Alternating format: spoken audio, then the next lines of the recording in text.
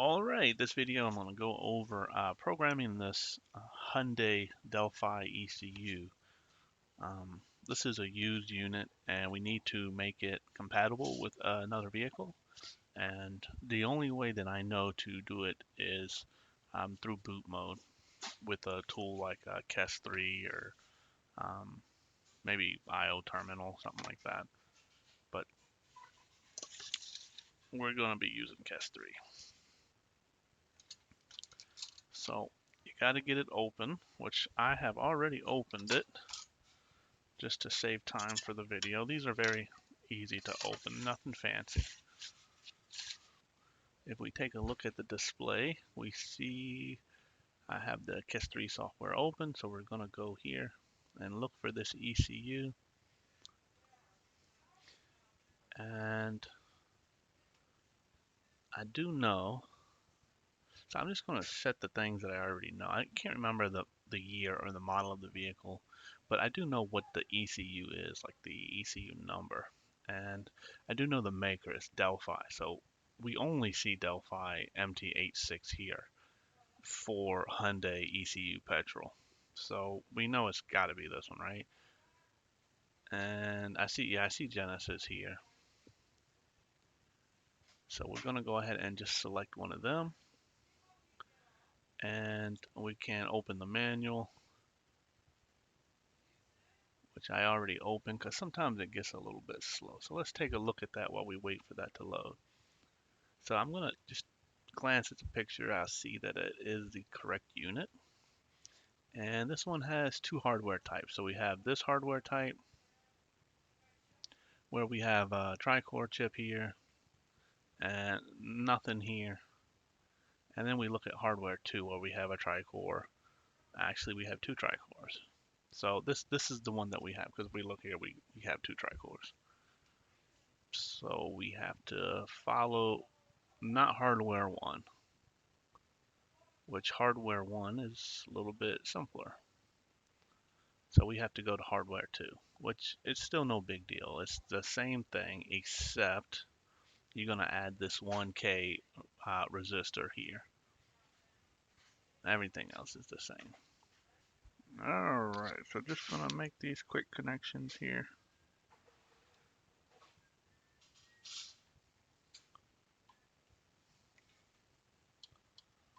Flux the spots I need.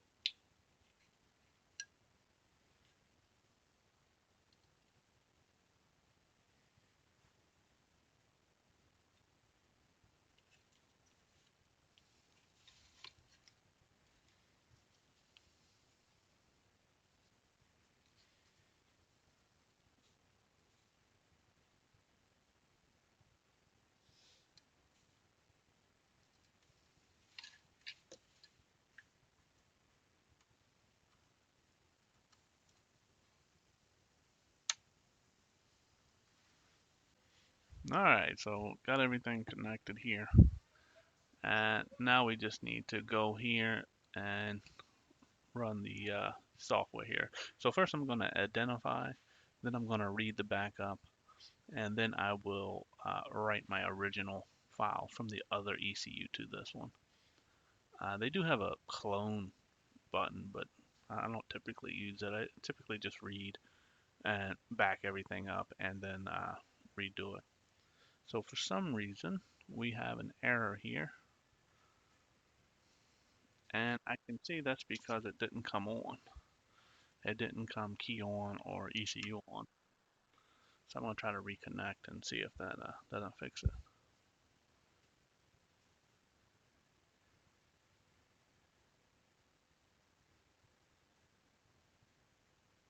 Okay, so let's try this again.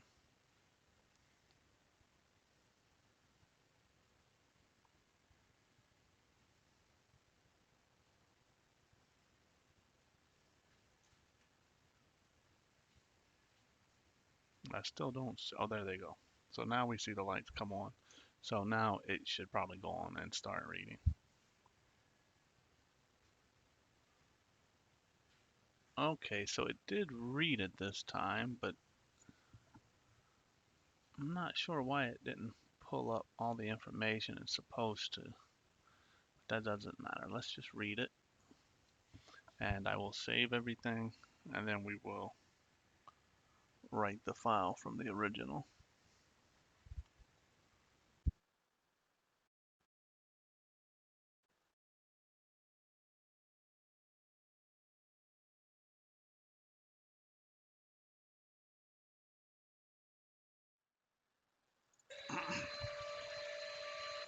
All right, so uh, everything was taking quite a while, so I had to stop the video. But I'm all done. The reading finished, and I saved that file, and then I went ahead and I wrote the file from the original ECU, and that is also done. And I gotta say, it was taking a really long time. I'm surprised that Cas3 is so slow. Seems like my KTAG was a lot faster. Definitely some of my other tools are faster. But that is done. So real quick, I just want to take a look at some of the files. And maybe I just make the screen big. Let me see here. So yeah, it was taking so long I had to start working on other stuff. It just, let me get it off of the display there. Okay, so this is that donor. This is the donor unit, and you can see it's got the EEPROM and the flash, the programming, and this was from the donor. So we can take a look here. And see, it's not a lot in the EEPROM, but it does have some, I guess mostly configuration data. And I know the VIN is here. I think the VIN's actually repeated twice. But like I said earlier, I don't know Hyundai's real well, so I'm not sure how they're structured, but we can see the difference between it and the original. So the one I'm going to load now on the bottom is going to be the original, and this one will be the donor. And let's see if there's a lot of difference between them. So yeah, pretty much so far, pretty much everything is different.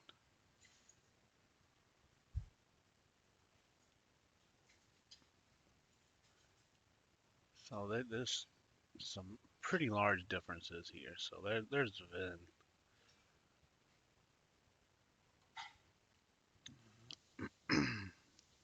So I just see it once there so far. Yeah. Now, if you did not have the original, you might be able to just change the VIN. I'm not too sure. I guess if it's a keyed ignition, yeah, that's probably all you're gonna need to do. But if it's the smart key, they might have a little bit of sync data between the smart box and the ECU. In that case, it'd be pretty difficult just randomly put in replacement then.